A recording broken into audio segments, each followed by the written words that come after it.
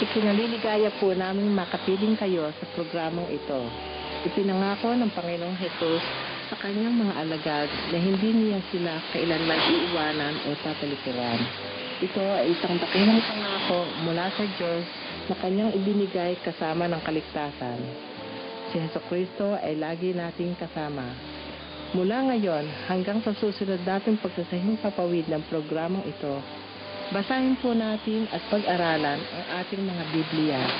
Buong ingat nating basahin ito sapagkat ito mismo ang mga salita ng ating Panginoong Hesukristo. Hanggang sa muli, pagpalain nawa kayo ng Diyos.